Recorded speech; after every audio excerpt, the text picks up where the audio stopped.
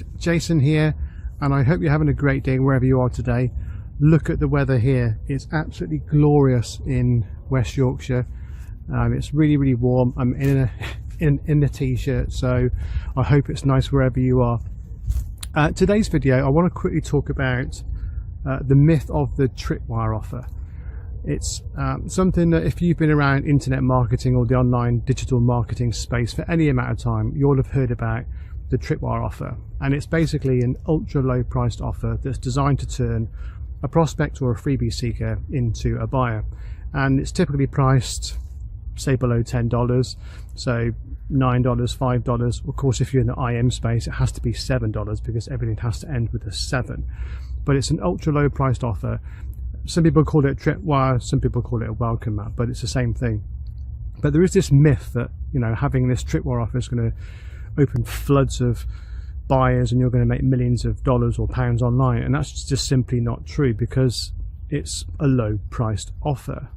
And if you're using any type of media buying, so let's say you're paying for Facebook ads or Instagram ads, Google ads, anything like that, the price of media is just too expensive, and you cannot get a self-liquidating offer using tripwires. And if you're a savvy marketer, you will know that the primary focus, the primary goal of a front-end offer when using paid media is to basically break even or become self-liquidating. So let's say you spend $100 on Facebook ads, you get 25 people clicking through to your offer, and off those, let's say 5 people buy, and your offer is $20. So now you've spent $100 on advertising. You've got $100 worth of revenue from customers buying your offer. So you basically got 5 customers on your list for free. So you're building your list for free. If you're doing that with a Tripwire offer that's just too low, you can't really do that. It's just not financially viable. So there are a couple of ways that you can use a Tripwire, but you need to be able to increase the average cart value when somebody's going through your initial funnel. And there's 2 ways that I would tend to do that. And the first is to have what we call an order form bump. Now, if you're using traditional affiliate marketing platforms like JVZoo, Warrior Plus and stuff like that, you cannot do a one-click upsell or an order form bump. So you can only do this when you're using things like perhaps Convertry or ClickFunnels, because they've got their own built-in payment processors, or you can use dedicated payment processors like Thrivecart, Samcart. All these allow you to do order form bumps and one-click upsells. So let's say you create a course and it's a full-on course and it's got audio, video. Basically you've got a video course and you've split the audio from the video, so you have an audio and a video version of the course. You've got an accompanying training manual, which is going to be a PDF, and then you might have chat lists, workbooks, resource reports, whatever, as a written component of your training.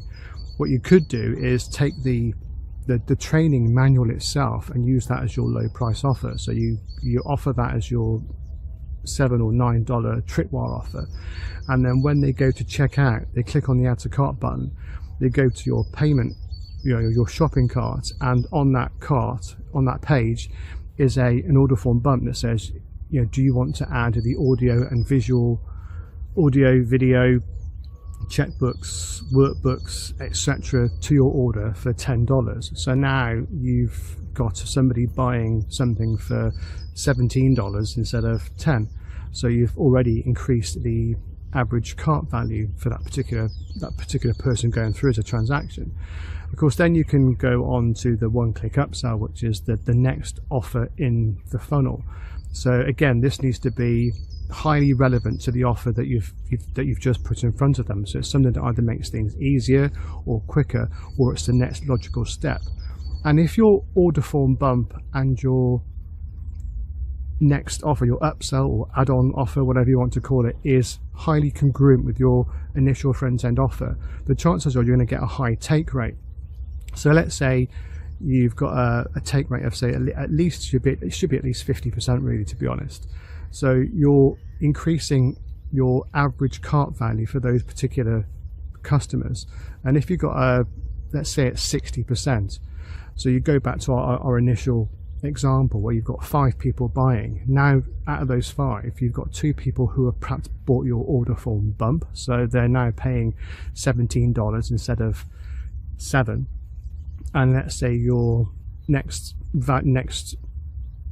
piece of the funnel, your upsell, is another $17. So you could be having, so perhaps one of those has gone and bought that as well. So now you've got somebody who's actually paid $34. So of course, if you average out that all out over the 5 people that have bought, you can see that you've increased the average cart value quite significantly by doing something that's relatively simple to do.